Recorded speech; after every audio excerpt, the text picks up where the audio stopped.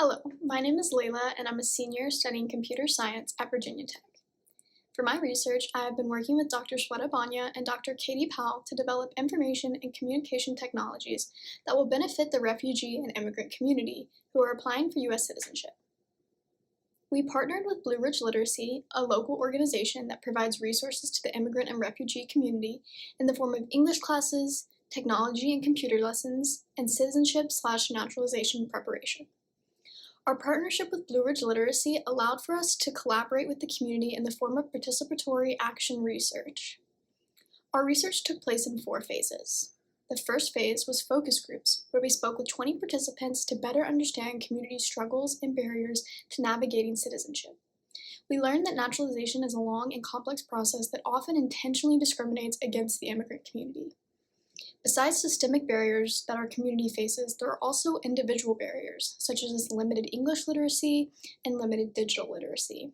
In some cases, members of the community are unable to read or write in any language, which isolates them from being able to access the technologies needed for naturalization. From our focus groups, we were better able to understand our users' stories and experiences, and also determine what area of the naturalization process participants felt like lacked the most resources. Ultimately, we learned that the current resources lack translation into many languages, and that there's no way to easily practice all 100 civics questions users will be tested on during their naturalization interview. With these findings, we began phase 2, which was my personal favorite phase. It involved community prototyping and wireframing. During this phase, we met with participants and taught them the basic structures of how to wireframe, including important features that applications have and the purpose of creating a wireframe. Once equipped with this knowledge, our users drew images of what they envisioned a study app would look like for them. As a computer scientist, I found this phase so cool because I have learned how to wireframe and perform requirements gathering tasks with users, but I've never actually heard of users getting to help create those wireframes alongside of the developer. Once all of the wireframes were drawn, the research team started going through them and compiling ideas that were going to be both helpful but also achievable. And then I started the process of coding the mobile application. I coded the app using Google's Flutter, which is a framework developers use to write applications that can be released to Apple, Android, or on the web, but for our purposes we were focusing on mobile applications. Once the application was built out enough to be usable, we met again with our community at Blue Ridge Literacy to begin phase 3, which was user experience testing.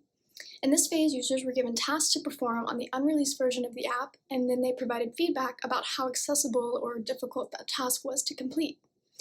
Given their feedback, we learned that users did not quite understand how to translate the text into their preferred language, and that the word choices and iconography weren't that clear either. So with those thoughts in mind, I went back to the drawing board and redesigned a large portion of the user interface to better suit users' needs. Once that redesign was complete, we were ready to publish the app and assist users with downloading it on their phones and walk them through all of the tasks that they could complete on the app. So I've been talking about the app, and you've seen some glimpses of it, but this would probably be a good time to give you a quick walkthrough of what the app looks like. First, select your second language for the Translate feature. Next, enter your zip code for location-based data. On the homepage, select Practice to practice all 100 questions, then select Question and Answers to get multiple choice questions. Press the blue Translate button to get your secondary language. Back in the Practice menu, select Flashcards to see all 100 questions flashcard styles. Tap the card to flip it over, or tap again to come back to the front. On the homepage, we can select Test to take a test that will sample 10 questions out of the full set of 100. Once you've answered all 10 questions, you'll see a score page that will let you know whether your score was passing or failing. And look at that, we passed! Ultimately, we completed our goal of creating a mobile app that will assist immigrants in studying for their civics test. In the future, we would like to expand the app to include more pieces of the naturalization process and even be more accessible to users with varying literacy capabilities.